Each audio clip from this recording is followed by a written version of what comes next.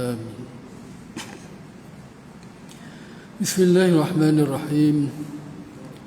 الحمد لله رب العالمين وبه نستعين ونصلي ونسلم على سيدنا ونبينا ومولانا محمد صلى الله عليه وسلم وعلى آله وصحبه أجمعين. سبحانك لا علم لنا إلا ما علمتنا إنك أنت العليم الحكيم. رب اشرح لنا صدورنا ويسر لنا أمورنا واحلل عقدة من ألسنتنا يفقه أقوالنا وسدد قلوبنا بحق سيدنا محمد صلى الله عليه وسلم. رب زدنا علما وارزقنا فهما ولا حول ولا قوة إلا بالله العلي العظيم. أما بعد. Alhamdulillah, sidang hadirin hadirat pada jemaah yang dimuliakan oleh Allah Subhanahu wa taala. Syukur kita kehadirat Allah Subhanahu wa taala kerana dengan limpah taufik hidayah dan inayahnya sekali lagi dapat kita hadir ke masjid yang penuh keberkatan ini untuk sama-sama kita melaksanakan salat maghrib secara berjemaah dan seterusnya sejasa sementara menanti fardu isya sambil kita niat beriktikaf. Kita cuba isikan ruang kosong ini dan kita menyambung pengajian tafsir kita. Biasa kita menggunakan kitab tafsir Nurul Ihsan ya, sebagai panduan, masih jilid pertama. Hari ini sampai muka surat 79. Kita sedang bicara tafsiran pada surat Al-Baqarah. Malam ini sampai ayat yang ke-238. Ke surat 79 baris bawah sekali. A'udzu billahi minasyaitonir rajim. حافظوا على الصلوات والصلاة الوسطى وقوموا لله قانتين فإن خفتم فرجالا أو ركبانا فإذا أمنتم فاذكروا الله كما علمكم ما لم تكونوا تعلمون. صدق الله العظيم.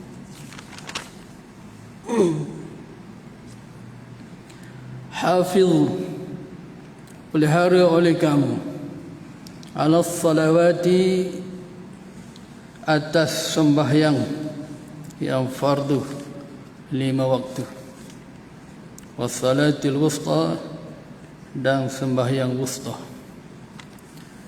Ayat ni turun tuan-tuan, tengah-tengah Allah SWT membicarakan perkara yang berkaitan ya sikap kita sebagai suami terhadap isteri, ya, terutama suami yang telah menceraikan isteri ketika isteri dalam iddah, dan bagaimana sikap kita kepada anak-anak dari sudut susuannya dan sebagainya. Tiba-tiba Allah turun ayat ni bicara tentang solat. Jadi apa kaitan perbicaraan tentang hukum hakam rumah tangga dikaitkan dengan menjaga solat, ya, kerana bila mana berlaku krisis rumah tangga, dah pastilah di sana ada timbulnya berbagai-bagai perasaan tension, ya, peras, putus asa, nak marah, kadang-kadang sampai lupa diri pada, sampai gila meriam pada, ya. Biasa gila meriam beranak, ya. Ni kena cerai pun boleh jadi gila juga, ya, kelapa tension manusia ni. Jadi Allah yang cipta kita, Allah tahu. Jadi Allah nak ajar kita bagaimana kamu nak menghadapi suasana begini. Ini contoh saja suasana rumah tangga ni. Apa saja masalah yang timbul, cara penselesaiannya Allah tunjukkan kepada kita. Jadi dengan sebab ayat ini turun ketika Allah bicara tentang hal ehwal rumah tangga, krisis rumah tangga, dan tentulah berlaku di sana ya tekanan-tekanan jiwa, ketenteraman rohani, ya, tak tenteram dan sebagainya. Maka tidak ada cara lain untuk kita kembali mendapat ketenangan sakinah tersebut melainkan dengan kita hampir kepada Allah Subhanahu wa taala. Dan tempat suasana yang paling hampir kepada Allah taala yang tak bukan hanya dalam sujud, di dalam salat kita, terutama salat fardu. Sebab itu Allah kaitkan dengan hafizu ala salawati, jaga oleh kamu, ya, ala salawat, atas sembahyang yang fardu 5 waktu. Kerana dia menjadi kunci kepada ketenangan rohani kita, ya. Kerana yang memberi ketenangan ni hanya daripada Allah. Ketenangan tak mungkin kita dapat daripada harta benda. Kalau ketenangan datang daripada harta benda, tak ada orang bunuh diri. Sedangkan yang kaya-kaya berapa ramai bunuh diri, ya. Ada yang tembak kepala sendiri, ada yang minum racun, sedangkan hartanya banyak. Kalau harta benda itu boleh mendatangkan ketenangan, dah tentu dia tidak akan bunuh diri. Begitu juga ketenangan tidak akan datang melalui pangkat darajat. Berapa ramai orang yang berpangkat, ya, tetapi akhirnya dia dah berputus asa untuk terus hidup di muka bumi ini, ya, sanggup dia mencabut nyawa dia sendiri. Begitu juga ketenangan tak akan dapat melalui apa sahaja kelebihan yang ada pada kita, kekuatan jasad kita, kecantikan rupa paras kita, ya, keindahan suara kita, semua tidak boleh merasakan ketenangan sama sekali. Kerana ketenangan itu datang khusus daripada Allah Subhanahu wa taala. Seperti mana Allah Subhanahu wa taala berfirman, "Wallazi anzala as-sakinata fi qulubil mu'minin liyazdadu imanan ma'a imanihim walillahi junudus samawati wal ard wa kana Allahu aliman hakima." Wallazi anzala as-sakinah, dialah yang menurunkan ketenangan. Maknanya kalau Allah nak turunkan ketenangan dengan sebab harta, kita boleh jadi tenang. Kalau Allah turunkan ketenangan dengan sebab keluarga, kita boleh jadi tenang. Tapi kalau Allah tak turun ketenangan, takkan ada ketenangan pada harta itu. Nampak tuan-tuan? Ya. Jadi kalau Allah beri, kalau kita nak tahu pemberian Allah itu atas dasar keredaan, pasti pemberian itu disertakan dengan sakinah. Itu tanda Allah beri atas jalan keredaan. Allah kurniakan harta menenangkan jiwa kita. Bahkan dengan harta itu kita boleh hampir diri pada Allah lagi. Kita berseronok, bertabaruk, ya, bertabarak, sedekah sini buat kebajikan dengan harta. Kerana hatinya cukup tenang, seronok dengan kenikmatan harta tersebut. Kerana Allah beri harta berserta dengan sakinah, tanda redanya Allah kepada seseorang yang dikurniakan harta tersebut. Begitu juga pangkat darajat. Orang yang Allah kurniakan pangkat darajat dengan keredaan Allah, maka dia akan seronok pegang pangkat tadi bukan sebagai satu kemuliaan, tapi dia anggap sebagai satu amanah yang Allah beri kepadanya untuk sebagai satu percubaan, yang mana kalau dia berjaya, Allah akan redha pada dia. Sebaliknya kalau dia gagal menanggung amanah, maka dia akan bertemu Allah besok dan Allah murka kepada dia. Maka dia akan pegang amanah itu sungguh-sungguh. Dengan amanah itu dia cuba sedaya upaya untuk menggembirakan orang lain, di samping dia jaga kebajikan diri dia. Itu tanda orang yang dapat pangkat darajat yang disertakan dengan keredaan, iaitu disertakan dengan sakinah. Dia dapat pangkat, dia boleh tenang. Ada orang dapat pangkat, dia tak boleh tenang. Nak tidur pun tak boleh. Duk risau pangkat ni jatuh ni, baru dapat malam tadi, ya, tak boleh tidur dah hari ni. Tengok punya takut. Kenapa? Allah beri pangkat saja, tapi Allah tak jaga. Ya, kalau Allah nak beri ketenangan, Allah beri, Allah sendiri yang jaga. So benda itu terus tetap pada diri seseorang itu. Ya. Sebab itu sahabat-sahabat, antaranya Sayyidina Umar bin Khattab, walaupun telah dilantik menjadi khalifah, Amirul Mukminin, seorang raja, dia tenang aja, tidak berhukuk kurma gitu aja. Tak ada rasa takut sikit apa. Kerana pangkat darjat itu menenangkan jiwa dia. Dan jadi peluang untuk dia lebih hampir kepada rakyat-rakyat dia. Dengan ada pangkat, orang boleh hampir dengan dia dan dia boleh sampaikan visi dan misi dakwah dengan tenang. Makna dia gunakan kesempatan pangkat itu untuk berdakwah, untuk sebarkan agama Allah. Jadi ketenangan datang dalam pangkat dia. Tanda pangkat itu Allah kurnia dengan keridaan. Ya. Jadi Allah kata, akulah yang menurunkan ketenangan. Ya, huwallazi, dialah allazi, Tuhan yang anzala, telah menurunkan sakinah, ketenangan, fi qulubil mu'minin, ke dalam hati orang mukmin. Maknanya kalau kita merasai kita orang mukmin, pasti ada ketenangan tersebut. Ya, kalau hati kita ni rasa tak tenang, kita kena muhasabah. Kena muhasabah dari kita apa yang tak kena. Ya, kalau perlu sebis balik. Ya, mesti ada yang tak kena. Ya, kalau kereta tu berasap je, ya, 3 silinder ke apa ke, kena cek balik. Ya, tapi kalau dia pergi dia mana baiklah tu. Begitu juga diri kita. Sedangkan sepatutnya orang mukmin ni hatinya tenang. Tiba-tiba satu hari hati kita tak tenang, mesti ada yang tak kena.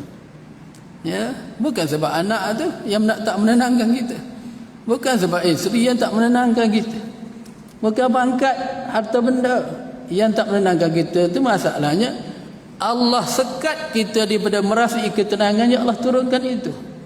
Sama ada Allah ambil ketenangan itu ataupun ketenangan itu masih ada dalam diri kita, tapi dihijab dengan dosa-dosa kita, sehingga kekuatan, ya, azab ataupun orang panggil apa, keburukan dosa itu telah menutup keseronokan ketenangan tersebut.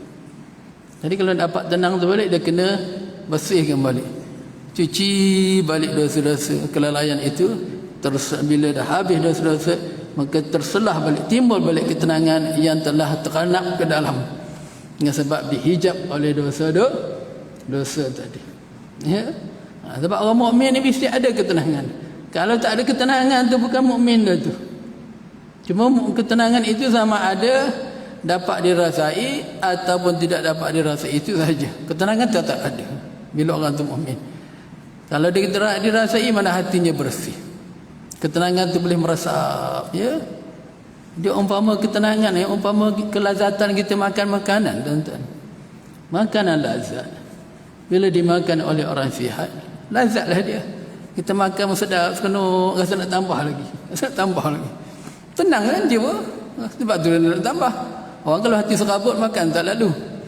Ya. Tapi kalau kita tak sihat, makanan tu sedap. Ya. Nasi Arab, mandil, apa lagi, kapsyah.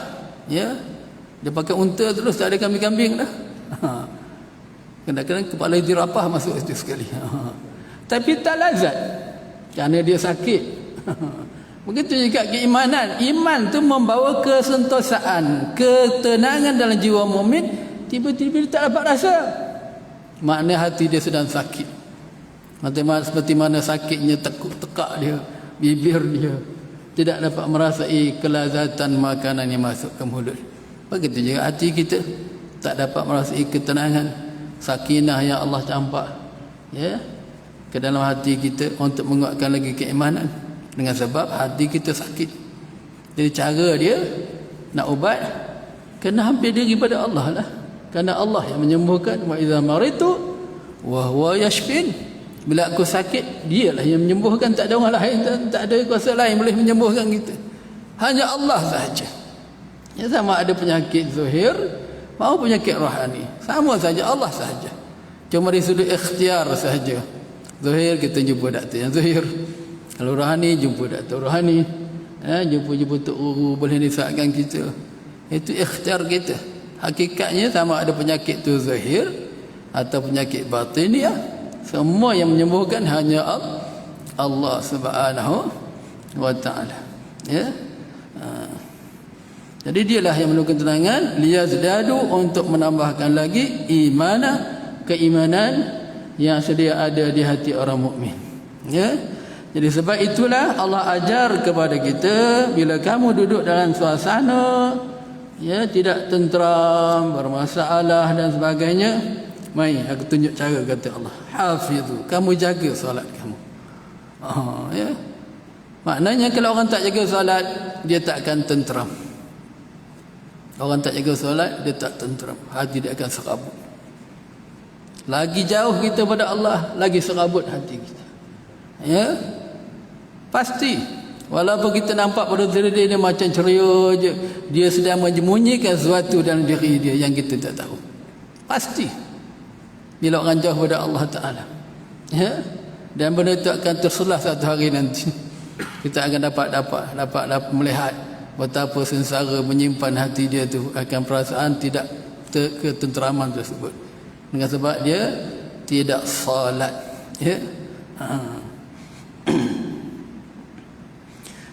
Jadi caranya, kata Allah, kamu pelihara salat.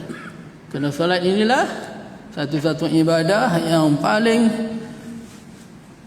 diridai oleh Allah Ta'ala, yang paling besar, dikurniakan anugerah oleh Allah kepada kita secara direct melalui Nabi Muhammad sallallahu alaihi wasallam, tanpa melalui perantaraan malaikat Jibril. Dan kita dah sedia maklum, malaikat Isra Mi'raj Nabi terima salat tersebut. Nak ceritanya, hadiah yang terbesar Allah beri kepada kita, salat tadi. Dan salat ini juga, di samping dia beri kita ketenangan di dunia, dia juga akan menjadi penyelamat kita di akhirat besok. Kerana salat itu adalah nur.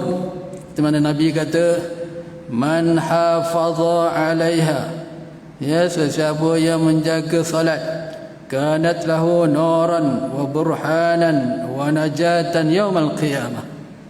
Siapa yang jaga salat dia, maka salat itu akan menjadi nuran, cahaya bagi diri dia. Tengah-tengah duk gelap gelita dalam kubur, salat tu datang terangkan kubur dia. Tengah-tengah sengsara di pada mahsyar, salat tu datang temankan dia. Begitu juga suasana-suasana kesempitan di yaumul mahsyar itu semua akan diterangi oleh nur salat tersebut. Wa burhanan, dia menjadi burhan, menjadi dalil, hujah kepada kita, bagi kita di akhirat besok, yang kita ni adalah orang yang beriman. Tanda orang beriman kepada Allah, cahaya salat tu datang jadi saksi bagi kita. Dia saksi ada dua, saksi bagi, saksi atas. Kalau saksi atas, dia dakwa kita. Kalau saksi bagi, dia tolong kita, pembela, dia lawyer bagi kita. Dia saksi bagi. Jadi solat ini jadi burhan, dalil yang orang tu adalah orang beriman kepada Allah.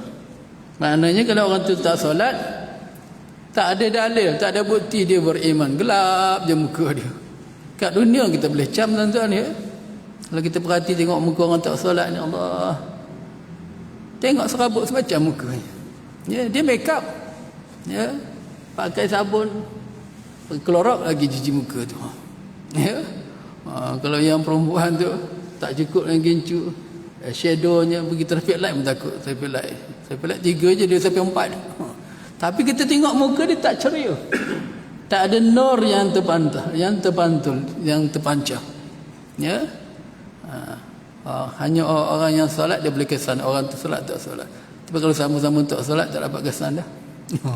Kerana dia kesan hanya dengan nur. Nur dikesan oleh nur. Orang yang solat dia ada nur, makin terang nur dia, makin dapatlah dia dapat kesan nur-nur dulu. Sebab tu wali-wali di mukasyafah dapat nur ni kan cukup terang. Dia tengok kita, dia tahu dah. Subuh tak sembahyang budak ni. Dia tengok, dia tahu dah. Kamu yang minggu lepas tak qada lagi, dia tahu dah. Sebab dia tengok gelap semacam muka kita.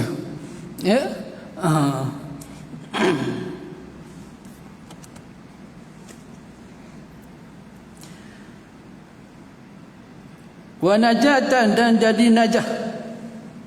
Najah ni kejayaan. Yaumal qiyamah, pada hari kiamat besok. Solat itu dia jadi 3 perkara anugerah oleh Allah kepada kita. Pertama, dia jadi nur. Dengan nur lah membeza kita ni orang yang ashabul yamin ataupun orang ashabul shimal. Sebab dia akhirat besok 2 saja muka. Ada muka hitam, muka putih. Dalam surah apa tu? Ali Imran. Yauma tabayyaddu wujuhum wa taswaddu wujuh. Pada hari hitam legam segala muka dan putih bersih segala muka. Makna 2 puak saja di akhirat. Muka putih, muka hitam. Maksud muka putih ni bukan putih macam kertas tu. Putih makna bercahaya, tidak gelap gelamat. Ya, cantik, ada nur memancar, nur lembut. Ada pun orang yang kafir, orang munafik, orang yang fasik, yang tak bertaubat, mukanya gelap, ya, seban aja. Ya, tak ceria.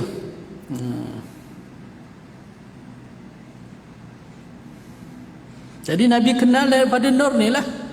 Bila kita dihimpunkan pada mahsyar besok, Nabi akan duduk di satu mimbar memerhatikan umat dia. Nabi panggil, "Mai umat-umat, kemari sini." Ya, sahabat tanya Rasulullah, "Macam mana ya tuan boleh kenal umat-umat tuan di akhirat?" Nabi kata, "Kenal melalui kesan-kesan wuduk dia, kesan salat dia. Min asaril sujud, kesan sujud dia." Ya. Nampak cahaya-cahaya di muka dia. Nabi membuat perumpamaan umpama orang yang menggembala kambing. Kambing banyak hitam legam, tapi yang dia seekor putih je. Boleh kenal tak? Daripada jauh kita dah nampak tu aku punya tu. Sebab yang lain hitam je. Jadi Nabi kenal umat dia sebab terlampau banyak orang hitam. Ya, 1000 orang umat Nabi Muhammad, seorang je masuk syurga. 999 hitam legam muka, masuk neraka. Macam mana pula Nabi tak kenal? Dalam 1000 seorang, 1000 ekor kambing, seekor putih. Boleh nampak tak yang putih tu? Boleh nampak. Begitu juga Nabi kenal umat dia. Tengok daripada kesan salat, kesan wuduk, kesan sujudnya, bersinar bercahaya, ya. Begitu juga bacaan Qurannya. Dan sekali ibadah-ibadah ni sebenarnya mengeluarkan cahaya, ya, nur-nur. Semua ada nur setiap ibadah tersebut.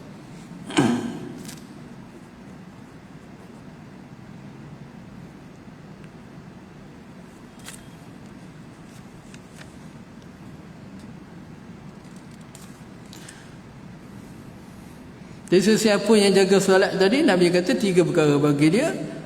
Kanat lahu nuran wa burhanan wa najatan yaumal qiyamah. Sebaliknya, wa man lam yahfiz 'alaiha. Sesiapa yang tak jaga solat, lam yakun lahu nur, tiada baginya cahaya. Wala burhanun, dan tidak ada burhan, dalil. Ya, wala najatun, dan tidak ada kejayaan.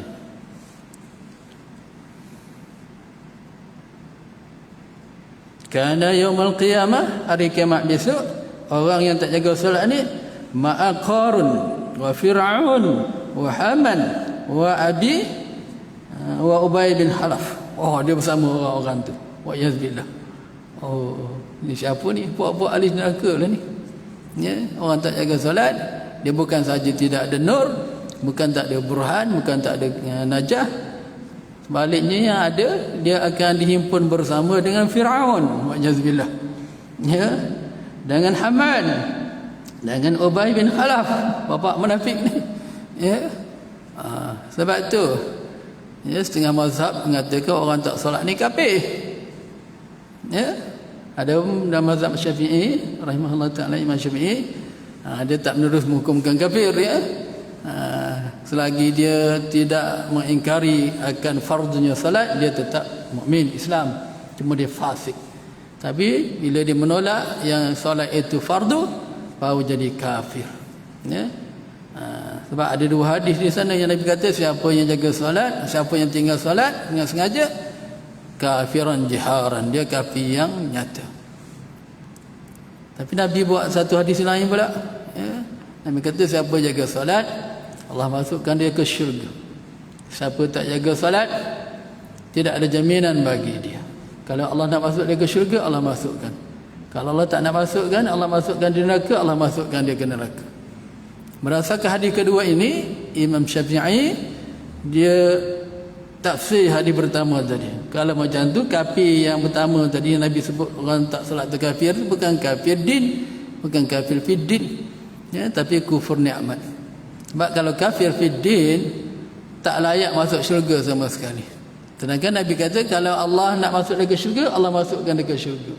Kalau nak masuk dengan neraka lah dia, tu orang tak solat. Bermakna dia tak kafir. Kalau dia kafir, mana mungkin dia boleh masuk syurga? Bukan sebab itu Imam Syafi'i kata orang tak solat belum boleh dihukum dia kafir, cuma dia fasik selagi mana dia tidak menafikan kefarduan solat tersebut. Tapi kalau dia nafikan, dia bukan hanya tak solat, bahkan dia engkar lagi solat itu fardu. Buat apa sembahyang? Bukan ada faedah pun, bukannya wajib pun, kafir terus automatik. Ya, wajib ditangkap, disuruh taubat berkali-kali. Tak nak taubat, wajib dibunuh. Itu hukum hudud, hukum Islam yang sebenar. Orang tak solat, setelah berkali-kali disuruh taubat tak nak taubat, dibunuh dan dicampak saja daging dia tu. Makan anjing dia. Tak solat pun tak apa, kerana dia sendiri pun tak solat. Apa solat dia? Ya. Wa'iyazbillah. Menunjukkan betapa besarnya dosa orang tak solat ni. Ya. Kita selamba je tak solat, ya, setengah-setengahnya. Boleh duduk sembang, senyum lagi. Ya.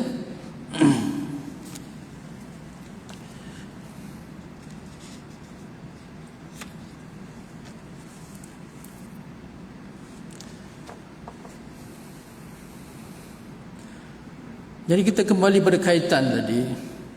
Dengan sebab ayat ni turun, celah-celah Tuhan ada bicara tentang hukum hakam, ya, kaitan rumah tangga ni. Allah suruh jaga solat, nak beri isyarat kepada kita bahawasanya nikmat isteri, nikmat anak-anak, harta benda ini, ya, kadang-kadang bila kita tak berhati-hati, dia boleh melalaikan kita daripada ingat kepada Allah. Ya, seperti mana Allah sebut dalam surah Al-Munafiqun, Ya ayyuhalladzina amanu la tulhikum amwalukum wala auladukum an dzikrillah wa may yaf'al dzalika fa ulaika humul khasirun. Hai orang yang beriman, jangan sampai melalaikan kamu, ya, oleh harta benda kamu dan anak-anak kamu. Ya, isteri anak itu samalah, dia semua berkaitan dengan rumah tangga kita. Ya. An zikrillah, daripada ingat kepada Allah, yakni fi salah. Sibuk layan anak, sibuk layan isteri sampai tak sembahyang, ataupun lewat sembahyang, zuhur sembahyang dah nak masuk asar dah, ni elok takbir je orang azan. Ya, wa'iyazbillah, jangan sampai jadi macam tu. Mana ada lah, kalau tak ada, tak ada. Allah nak tegur, mana ada orang yang bersikap begini. Ya, sampai sibuk dia melayan anak, layan isteri, apatah lagi dalam bila berlaku kes begini, lagi dia tak sembahyang pada. Ya, nak marah macam pasal. Saya pernah jumpa tuan-tuan Allah, kawan saya sendirilah, zaman-zaman tahun 80-an dulu. Satu saya tingkatan 6, saya low basic dengan satu.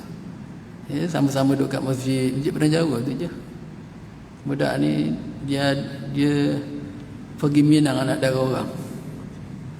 Ya, tiba-tiba tak diterimanya. Dia balik mengamuk dengan sebab dia tak mengaji agama ni, cuma ikut-ikut saja orang keluar, dia keluar 3 hari. Ya, adalah saya tak kata jemaah mana-mana nak cerita ada budak dia keluar ikut, tapi tak mengaji, tanya orang mengaji lari keluar. Bila tak diterima pinangan dia kutuknya Nabi. Dia kata Nabi Muhammad penipu, kata siapa tolong agama Allah, Allah tolong dia. Siapa kata tolong agama Allah, Allah tolong dia, Nabi tolong dia. Ini tak ada pun, aku Minang tak diterima pun. Tengok tuan-tuan, dia ingat Tuhan tolong macam tu, nak apa tu? Ya, sebenarnya Tuhan tolong dia lah tu. Tolong ni tak mesti Tuhan tunaikan. Kadang-kadang Tuhan tolong kita dengan tak menerima, dengan sebab kalau terima merosakkan kita. Tuhan nak selamatkan kita, Tuhan tak bagi terima. Nampak tuan-tuan? Ya, kadang-kadang projek tu kita tiba tak dapat, Tuhan tolong kita lah tu. Kerana kalau kita dapat, mungkin kita tak datang masjid malam ni. Ya, Sibuk dengan projek dia lah begini tu.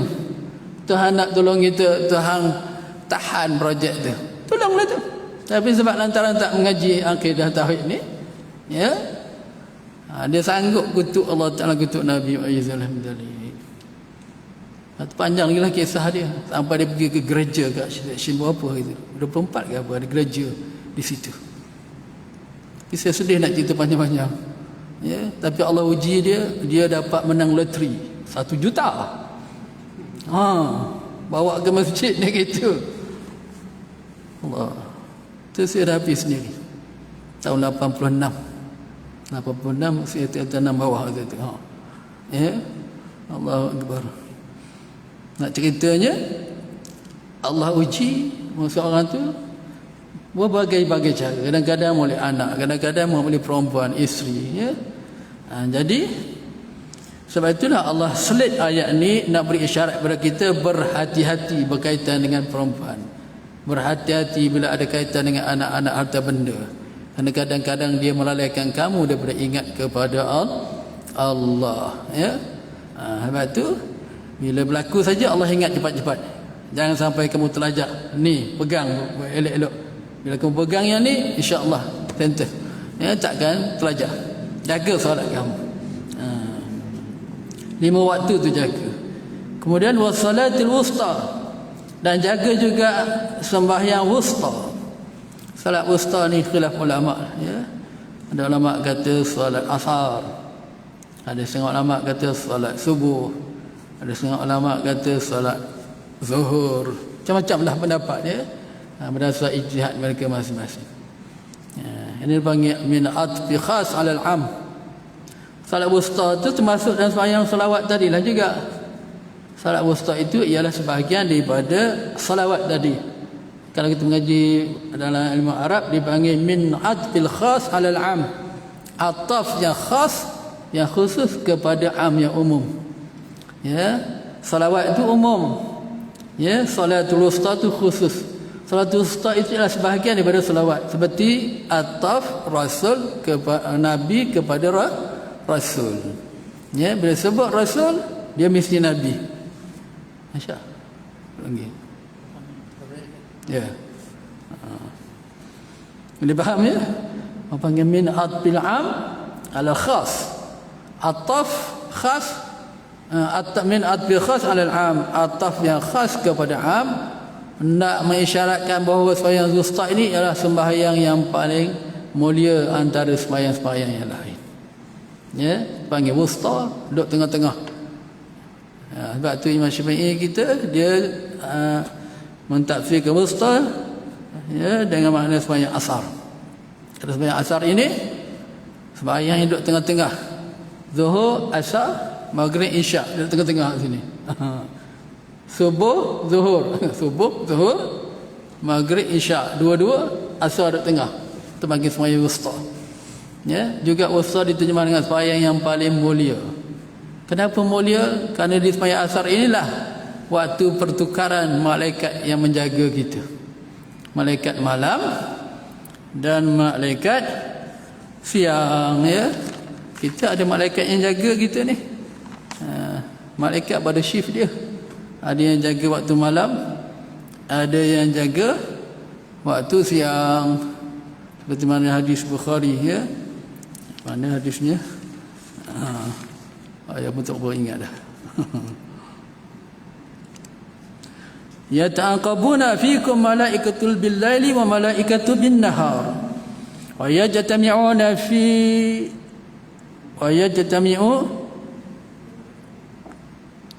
fi salati fajri wa salati al-'asr. Thumma ya'ruju alladhina batu fikum fayas'aluhum wa huwa a'lamu bihim kaifa taraktum ibadi wa yaquluna taraknahum wa hum yusalluna wa atainahum wa hum yusallun. Hadis sahih Bukhari. Ya, yata'aqabuna fikum, sentiasa bersama kamu, malaikatun bil laili wa malaikatun bin nahari. Bersilih ganti malaikat malam dengan malaikat siang. Dia ada shift dia. Malaikat siang turun, malaikat malam naik. Malaikat malam mana tadi? Malaikat malam turun, malaikat siang naik. Malaikat siang turun, malaikat malam naik. Waktu tukarnya waktu bila? 2 waktu satu hari. Waktu subuh dan waktu asar. Ya, ketika solat asar itulah malaikat tukar. Yang duk jaga siang daripada subuh sampai ke asar tu naik bawa laporan kita kepada Allah. Bukan Allah duduk di atas tu. Naik itu isyarat kepada kemuliaan dia. Ya. Letak report kita kat sana. Ya. Summa ya'rujul ladzina batu fikum. Kemudian malaikat yang jaga tu akan naik. Ya. Fayas'aluhum, Allah tanya kepada malaikat ni. Wa huwa a'lam, sedangkan Allah lebih mengetahui bihim, dengan malaikat yang duk jaga ni. Apa tanya Allah? Kaifa taraktum ibadi? Bagaimana keadaan hamba aku ketika kamu tinggalkan mereka? Kan dia naik tinggal kita. Allah tanya, macam mana keadaan hamba aku masa kamu tinggalkan dia? Ya, fayaquluna, berkata malaikat, taraknahum wa hum yusallun wa atainahum wa hum yusallun. Kami tinggalkan mereka sedangkan waktu tu mereka solat asar. Kalian subuh kata mereka sedang solat subuh, dan kami datang ke mereka pun mereka sedang solat juga. Sebab itulah jaga betul-betul solat asar, solat subuh. Sebab kalau kita tak jaga, takut dia nak repot kita tak sembahyang. Aku datang naik tinggalkan mereka, dia sibuk dengan bola. Sampai gila lah kalah. Ya. Ada kan? Gila pasal bola punya, pasal Allahu Akbar. Belum gila daripada masyar lagi. Ya. Kalau gila Quran macam tu kan bagus. Ya. Lupa habis ingat Quran. Cukup berat tuan-tuan ya, niat asar kalau kita tak solat. Kerana waktu itulah mereka nak report. Aku tinggal dia tak niat asar Tuhan. Ya. Sibuk dengan kereta dia je. Pus sana pus sini. Ya, begitu juga subuh. Sibuk tidur je, dah tidur lambat. Ya, sebab tu subuh tak bangun. Terpokang atas katil. Ya. Itu hadis sahih ya. Jadi berdasarkan antara hadis ini, antara hujah dia dalil inilah antaranya sembahyang asar ya diterjemah oleh, ditafsir oleh Imam Syafi'i kita. Juga berdasarkan satu hadis Nabi kata as-salatul wusta salatul asr. Itu hadis hasan ya, hadis hasan sahih. Nabi kata sembahyang wusta itu ialah salatul asar. Ya. As-salatul wusta salatul asri. Sembahyang wusta itu ialah salat asar kata Nabi. Jadi berdasarkan hadis itu Imam Syafi'i kata maksud salat wusta itu ialah salat asar. Tak apa dah masuk. Azan boleh sambung sikit.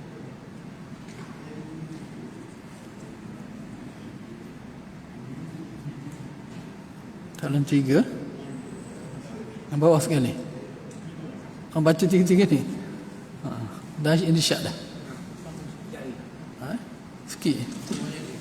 5 minit. Kita tutup ayat ni je.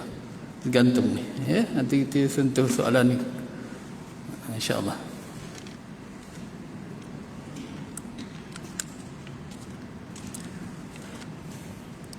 Ada pun ikut pendapat Imam Malik ya, maksud ustaz tu ialah sembahyang subuh. Sembahyang subuh ya. Imam Malik kata sembahyang subuh. Kerana sembahyang subuh itu Nabi doakan ya Allahumma barik li ummati bakuruha ya fi bukuriha. Allahumma barik li ummati fi bukuriha. Ya Allah, berkati umat aku pada waktu subuh. Ya. Jadi berdasar hadis ni makna waktu subuh tu waktu yang diberkati. Jadi kalau begitu maksud salatul wusta itu ialah salat subuh kata Imam Malik rahimahullah taala. Sebab tu waktu subuh jangan duduk tidur-tidur ya. Walaupun tidak ada hadis sahih larang kita tidur. Ya. Orang duk bicara bab tu, ada hadis waktu tu waktu mulia walaupun tidak ada larangan ya, khusus hadis sahih jangan tidurlah walaupun tak ada larang sebab waktu tu waktu paling mulia Ya, waktu rezeki diagih-agihkan, Nabi doa lagi, ya Allahumma barik li ummati fi bukuriha, ya Allah berkatikanlah umat aku pada waktu paginya, waktu subuhnya.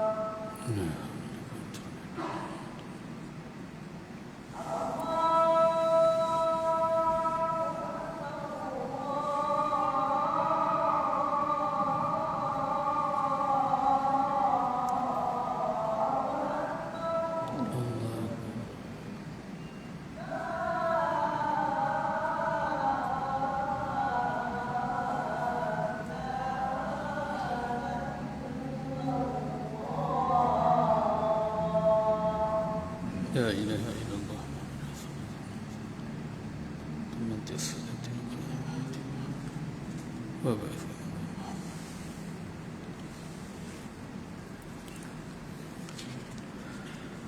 Berkaitan dengan salah wusta tadi, iaitu salah asar ataupun subuh ataupun zuhur, ya, beberapa akwal, beberapa pendapat ulama mufassir, ya. Jadi ada kata subuh, ada kata asar, ada kata sembahyang jenazah, ada yang kata sembahyang hari raya, macam-macam ulama lah berdasarkan hujah masing-masing. Cuma apa hikmah Nabi tak sebut secara khusus direct sembahyang wusta sembahyang apa? Kenapa tak sebut sembahyang asar aja? Ya Allah tak sebut peliharalah kamu akan selawat dan sembahyang asar. Hikmahnya supaya kita jaga semua solat-solat ni. Di mana Nabi Allah tak sebut secara khusus bila malam Lailatul Qadar. Supaya kita jaga semua malam-malam Ramadan. Jadi walaupun dalam banyak-banyak waktu hanya ada satu waktu yang paling mulia, namun tuntutan dia jaga semua, pasti kita dapat. Ya, maghrib pun jaga, isyak jaga, subuh jaga, zuhur jaga, asar jaga, dapat wusta tu. Ya. Tu hikmah Allah tak sebut nama sembahyang tersebut. Ya, sebaliknya Allah gunakan bahagian wusta, salatul wusta, sembahyang yang pertengahan atau terjemah dengan sembahyang yang paling terpuji, termulia. Apa solatnya? Masing-masing tafsiran berdasarkan hujah masing-masing. Hikmahnya supaya kita jaga semua solat-solat. Ya, seperti mana Allah tak sebut secara khusus bilakah malam Lailatul Qadar, juga tak sebut secara khusus bilakah waktu mustajab berdoa pada hari Jumaat. Kan Nabi sebut hari Jumaat ada waktu mustajab. Ada yang kata waktu khatib atas mimbar, ada yang kata waktu lepas asar. Habis bagaimana? Buat semualah. Yang mana kita tahu tu, buat semua. Waktu atas mimbar pun berdoa, waktu dekat nak asar tu pun berdoa. Dapat lah. Ya, sama gitu juga sembahyang wusta ni. Jaga sembahyang, maksud jaga tu dirikan. Sama pelihara waktu dia. Jangan sampai tu keluar waktu. Yang kedua, jaga rukun-rukun syarat-syarat dia. Yang ketiga, jaga kekhusyukan dia. Supaya sembahyang kita ada roh. Tidak ada bagaikan jasad yang tidak bernyawa saja. Cantik kemain solat dia, tapi tak ada nyawa, seperti mana boneka, ya, ataupun ratu cantik dah mati. Ada nilai. Ya, solat yang tidak ada khusyuk umpama jasad yang tidak bernyawa. Walaupun khusyuk tu sunat, maka wajib khusyuk tu. Ya, wajib rukun-rukunnya, khusyuk tu sunat. Tapi dialah yang mengindahkan solat kita. Ya, menghidupkan solat kita. Ya, supaya dia tidak hanya jasad yang beku. Dia akan jadi jasad yang ada roh. Ya. Habis. Wa qumu lillahi qanitin, penutup ayat dia. Wa qumu lillahi qanitin, dan berdiri oleh kamu bagi Allah Ta'ala akan sembahyang itu hal keadaan kamu taat sekalian baginya, tiada bagi yang lain. Itu makna qanitin. Qanitin tu pun banyak juga tafsiran ulama. Ada kata qanitin kunut subuh, ada kata qanitin tu jangan bercakap, dengan makna sakitin. Ya, qanit makna sakitin, makna jangan bercakap. Kerana di awal Islam, sahabat-sahabat masih bercakap dalam solat. Nabi duduk imam kat depan, dia duduk sembang kat sini. Waktu tu tak batal lagi sebab belum turun hukum, kan baru duduk belajar. Jadi Allah turun, ya, wa qumu lillahi qanitin, yang bercakap lagi, maksud dia. Ada tafsir begitu. Maksud qanitin, jangan kamu bercakap di dalam solat. Tapi yang lebih kuatnya qanitin dengan makna tunduk patuh, khususkan supaya itu semata-mata kerana Allah Subhanahu wa taala. Wallahu subhanahu wa taala alam. Insya-Allah kita semua akan datang pada ayat tersebut. Kita sentuh sikit soalan ni, ya, tak mana mesti boleh jawablah. Tak boleh jawab, kita tangguhlah. Assalamualaikum warahmatullahi wabarakatuh. Apa yang dimaksudkan bergegar tiang aras? Tiang aras, ya, bila cerai dilapaskan. Ada riwayat, cuma riwayat ni dibahas banyaklah. Ada yang kata riwayatnya ada masalah, ya, sanad dia. Ada yang kata boleh, itu kena rujuk khas dalam masalah rijal dia lah, sanad dia. Cuma kita nak bahas ini maksud bergegar itu saja. Hadis tu taraf tu kita tak nak bahas. Ya, nak bahas maksud gegar tu. Wallah alam, gegar di sini macam boleh jadi gegar yang sebenar. Kerana aras tu adalah makhluk Allah cipta, dan dia adalah setengah kata dia umpama singgahsana. Tapi Allah tak duduk situ yang kata singgahsana. Allah duduk macam raja dan aras je pula. Allah tu tak bertempat. Ya, Allah mawjud bila makan. Ya, jangan kita terikut pula setengah-setengah i'tiqad Tuhan tu di langit, Tuhan di arasy. Ya. Arash makna dia satu makhluk, satu yang makhluk Allah cipta yang besar ya. Yang paling besar duduk di atas tu. Lepas pada syurga Firdaus tu, bawah dia Arash, atasnya Arash. Syurga Firdaus duduk bawah Arash. Daripada Arash itulah mengalirnya sungai-sungai masuk ke syurga.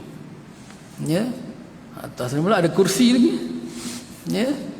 Kalau nak bandingkan Arash dengan bumi, dengan alam sikit, macam umpama cincin dicampak di pada pasir itu. Makhluk-makhluk lain itu sebanyak-banyak bumi, gunung, planet semua itu dibanding dengan Arash umpama cincin dengan pada pasir itu. Besarnya Arash itu ya. Tapi digegar tu mana? Wallahu alam lah. Ya, boleh jadi gegar tu gegar yang hakiki, makna gegar betul. Ya, sampai Allah suruh diam, dia diam. Serupa dengan Jahannam. Neraka Jahannam tu dia menggegar sekarang ni nak menerkam.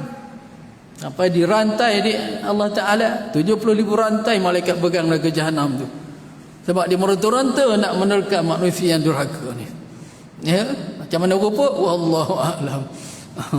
Yang penting kita beriman apa yang Nabi kata tu, gegar-gegarlah, wallahu a'lam, macam mana rupa. Ya. Maknanya dia tak meredai, tak suka. Ya. Boleh jadi majas. Gegar dengan makna tak reda. Makna tak betapa tak sukanya berlakunya perceraian tersebut. Walaupun dia halal tapi tak disukai, itu maksud dia. Ya. Namun begitu perceraian ni bukan mesti semua tak disukai, ada yang disunat, ada yang diwajibkan lagi ada bercerai ni. Bergantung pada keadaan mengapa dia bercerai. Ya. Kalau dah wajib tu tak bergegar dah. Nak gegar apa, memang dia disuruh bercerai. Ya. Boleh faham? Yang kedua soalannya, Assalamualaikum warahmatullahi wabarakatuh. Saya nak tanya, apakah keutamaan seorang suami yang mempunyai seorang ibu yang tunggal? Makna ayah tak adalah, ya, tinggal ibu dia saja. Apakah keutamaan yang penting baginya, sama ada duduk serumah dengan ibunya atau dia tinggal berasingan? Mohon pencerahan Ustaz. Terima kasih. Macam mana, nak duduk sekali dengan ibu ke nak duduk ibu asing? Kalau kita lah jadi ayah, kita tua-tua besok jadi ibu, kita nak yang mana? Nak anak duduk dengan kita ke nak kita duduk seorang-seorang? Jawab sendiri. Kalau kita jadi ibu tunggal, kita nak duduk dengan anak kita ke kita nak duduk seorang? Tengok keadaan. Ada orang dia duduk sendiri, dia serabut dengan cucu-cucu. Ya? Mak saudara saya kat kampung, dia teruk dah. Dia suruh anak dia suruh siap dah, buat rumah dia asing-asing yang macam bendang dah. Aku tak boleh duduk, dia kecil manis kaki dia, darah tu. Anak dia main bola, cucu dia, aku serabut, aku buat rumah aku ujung bendang, aku nak duduk sana. Tak apa, dia nak macam tu, buat yang tu. Tapi kalau dia nak duduk dengan kita, kalau duduk asing menyebabkan dia payah nak ibadah, ada kita dia lebih mudah, dia lebih tenteram, kita pun boleh jaga dia, elok duduk dengan kita. Kita tak abaikan dia. Jadi benda ni dia tak boleh nak putus. Dia bergantung pada keadaan. Ada ketika elok duduk dengan kita, ada satu ketika elok duduk berasingan, bergantung kepada mana lebih baik untuk dia. Tanya dia lah. Ya? Kadang-kadang kita tak nak duduk dengan dia sebab dia suka menegur kita. Itu salah kita lah. Dia cerewet macam mana ibu ni, kita kena reda. Itu satu ujian. Ya.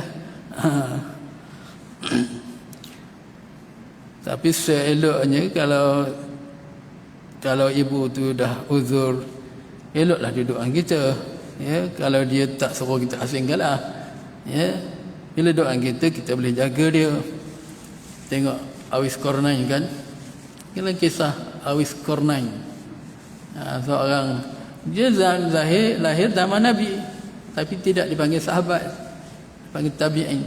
Sebab walaupun dia lahir di zaman Nabi, tak pernah jumpa Nabi duduk di Yaman tu. Dia cuma datang ke Mekah ketika zaman Sayyidina Umar, ya, Sayyidina Ali. Nabi suruh doa, kalau kamu jumpa Awis Qarni, minta dia doakan istighfar untuk kamu. Ya. Kenapa? Sedangkan Sayyidina Umar doa ada mustajab, sahabat. Sayyidina Ali pun mustajab doa. Tapi kenapa Nabi wasiat, Nabi pesan ke Umar dan Sayyidina Ali, Kalau kamu jumpa Awais Qarni, suruh dia istighfar untuk kamu. Sedangkan dia boleh doa sendiri, sahabat kan? Kenapa? Apa kemuliaan Awais Qarni ni? Sebab dia khidmat dengan ibu dia. Ibu dia nak suruh dia buat pergi ke Mekah atau nak ke haji. Dia miskin. Ya, habis macam mana nak buat, duit tak ada. Dia beli anak lembu. Anak lembu tu dia berkecil, dia beli. Tiap-tiap hari dukung anak lembu tu angkat naik bukit. Pergi makan, petang buat turun. Tiap-tiap hari, berbulan-bulan tuan-tuan. Orang kata Awais dah gila ni. Ya, apa kerja dia? Pagi bawa anak lembu naik atas bukit tu, petang pikul anak lembu buat turun. Daripada kecil anak lembu tu sampai jadi bapak lembu buat atas tu, dia masih boleh pikul lagi. Ya, rupanya dia training. Dia training apa? Nak dukung mak dia, nak bawa pergi ke Mekah. Dia miskin, nak Grab mahal. Ya. Daripada Yaman ke Mekah jauh juga tu kan. Jadi dia berjalan kaki tuan-tuan. Jalan kaki bawa mak dia, dia dukung. Jadi dia training ke anak lembu dan dukung mak dia. Ya, bawa mak dia pergi ke Mekah untuk tunaikan haji. Allah uji dia kena penyakit sopak, penyakit kulit. Ya. Jadi mak dia kata, wahai Awais Qarni, kenapa kamu tak doakan kepada Allah Ta'ala supaya Allah sembuhkan kamu? Ya, kamu minta doa apa? Saya minta doa Allah ampunkan dosa ibu. Ibu dia tanya, kenapa kamu tak minta Allah sembuhkan penyakit kamu? Ya. Dia kata, kalau Allah dah ampunkan ibu itu dah cukup besar bagi aku. Ya, tapi mak dia desak-desak, dia pun berdoa. Dengan sebab mak suruh dia doa sembuh penyakit sepak, dia pun minta, ya Allah tolonglah sembuh. Mak aku suruh doa, tapi tinggallah sedikit buat ingatan. Hanya sedikit itulah yang saya nak amal kenal. Ya, sepak yang tak sembuh tu sikit. Kata silap di bahu ke di mana kat sini. Ya. Di situlah saya nak amal kenal. Oh, ini yang Nabi maksudkan Awais Qarni, ada kesan sepak yang tak sembuh sikit. Ya. Maka saya nak jumpa, minta dia doa. Itu makna kelebihan seorang yang berkhidmat dengan ibu dia. Nak khidmatkan macam mana kalau ibu duduk jauh? Ya. Biar ibu duduk dengan kita. Kita picit kaki dia, picit tangan dia. Ya. Taifur bin Isa tuan-tuan. Nama bagi Abi Yazid Bistami. Tahu Abi Yazid Bistami? Antara Sultanul Aulia juga. Ya. Ketua-ketua para wali. Nama dia Taifur bin Isa. Gelarannya Abi Yazid Bistami. Dia dapat keramah yang hebat. Orang tanya dia, apa amalan kamu? Ya, bila orang kuik sebagai pengajaran dia pun cerita. Saya tak ada banyak ibadah, cuma ibadah saya khidmat dengan ibu dia. Ibu dia tua nak tidur. Jadi malam-malam picit kaki ibu dia. Ya.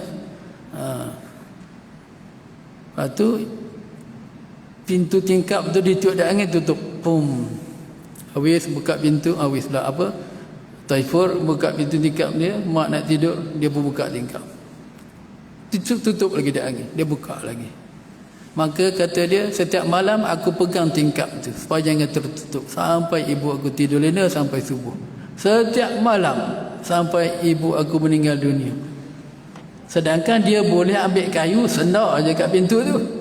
Dia pegang tingkap tu supaya tingkap tak tertutup, agar angin boleh masuk dalam rumah, menyejukkan ibu dia nak tidur. Khidmat Taifur bin Isa pada ibu dia sampai ibu meninggal, menyebabkan Allah angkat darajat dia sehingga orang mimpi bila dia meninggal dia berterbangan dalam syurga. Wali-wali juga mimpi. Kita ada hadis. Ni banyak orang boleh sebut tak cerita macam ni. Mula ya.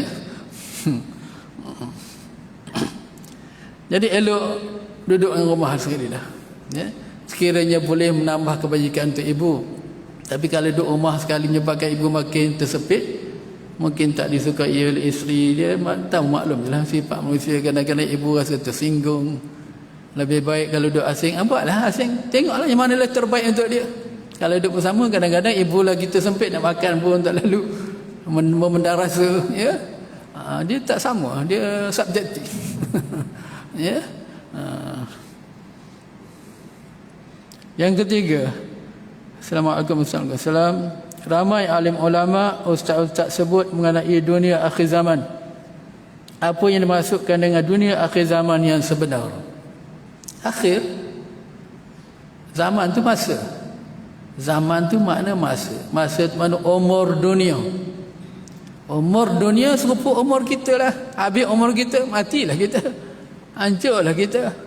Jadi bila umur tu dah habis zaman dia, dah habis umur dia, dunia pun akan hancur, lebur. Itu berlaku kiamat. Ya. Mana akhir zaman ini, umur sisa-sisa baki umur dunia sebelum hancur dunia tersebut, bertukar kepada alam akhirat. Itu masuk akhir zaman. Bila? Wallahualam. Banyak tanda-tanda hari ini. Dah masuk dah ni tanda-tanda kiamat yang kecil berlaku habis dah. Ya, ulama dah mengatakan, berpendapat semua tanda-tanda kecil yang Nabi sebut tentang kiamat dah berlaku dah. Tinggal tanda-tanda 10 tanda besar tu je lah. Ya. Ngapa bumi dah berlaku. Anak ibu melahirkan tuan dah berlaku. Ya, orang pakai miskin, jalan kaki, kasut pun tak ada. Sekarang ni bangunan menjekan langit dah berlaku kat Saudi, kat Mekah. Ya. Tumbuh pokok daripada Arafah ke Jeddah. Nabi kata tak akan berlaku kiamat sehingga tumbuh pokok menghijau daripada Arafah sampai ke Jeddah. Dah tumbuh tak sekarang? Tumbuh dah. Dulu mana ada pokok? Ya, subur manjang tu. Kat Mekah ada air terjun pun dah ada dah. Itu semua tanda-tanda penghujung umur dunia. Bila umur dunia dah habis, dia pun akan mati. Masa mati, dia akan hancur. Seperti mana hancurnya kita ni. Kemudian Allah bangkitkan kita semula. Masuk alam baru, alam akhirat. Itu masuk akhir zaman. Zaman maknanya masa. Masuk umur dunia. Umur yang Allah beri pinjam untuk kita duduk di muka bumi ini. Ya, dunia tu samalah. Ya, umur yang Allah beri kepada dunia ini. Berapa tahun umur? Wallahu alam. Setengah pendapat mengatakan tidak akan melebihi 1500 tahun daripada zaman Nabi Muhammad SAW berlaku kiamat. Itu kebanyakan ulama kata macam tu, tapi tidak ada dalil khusus lah. Itu ijtihad mereka. Mengatakan umur dunia tak melebihi 1500 tahun hijrah. Kerana berapa apa? Tapi jangan tidur malam pula dah nak kiamat. Dia bukan hadis sahih pun. Nak pegang tak nak sudah. Ya, pendapat ulama. Kalau tak berlaku kiamat tu pun kita tetapkan kiamat kecil. Mati tu kiamat dah tu. Kiamat kecil, ya. Orang tak mati, kita mati dulu, kita dah kiamat. Ya. Jadi apa perlu takut pada kiamat? Tak perlu takut pada mati. Yang perlu kita takut, mati tak buat bekal. Ya. Jadi bersedialah dengan bekal-bekal tu. Ya. Saya 1,500 sekarang berapa? Ada habis tu. Mengucap macam-macam. Harus saja. Dia bukan wajib, bukan ada dalil qat'i pun. Ya. Panggil ijtihad ulama. Firasat dia, firasatul mukmin. Ilham ulama. Itu sajalah, wallahu subhanahu wa ta'ala alam. Ya. Tutuplah. Bismillahirrahmanirrahim. Alhamdulillahi rabbil alamin. Wassalatu wassalamu ala asyrafil anbiya'i wal mursalin wa ala alihi wa sahbihi ajma'in. Allahumma faqihna fid din warzuqna fahman nabiyyin wa ilhamal malaikatil mukarrabin wa hifdzal mursalin bi rahmatika ya arhamar rahimin. Allahumma akfina bihalalika an haramik wa bi ta'atika an ma'asiyatik wa bi fadlika amman siwak. نسألك رزقا طيبا وعملا صالحا ونسألك عفوا والعافية في الدين والدنيا والآخرة والوفاة على الإسلام. اللهم إنا نسألك علما نافعا ونسألك عملا متقبلا ونسألك رزقا واسعا حلالا طيبا. ربنا آتنا من لدنك رحمة وهيئ لنا من أمرنا رشدا. ربنا آتنا في الدنيا حسنة وفي الآخرة حسنة وقنا عذاب النار. وصلى الله وسلم على سيدنا محمد وعلى آله وصحبه أجمعين والحمد لله رب العالمين. السلام عليكم ورحمة الله وبركاته.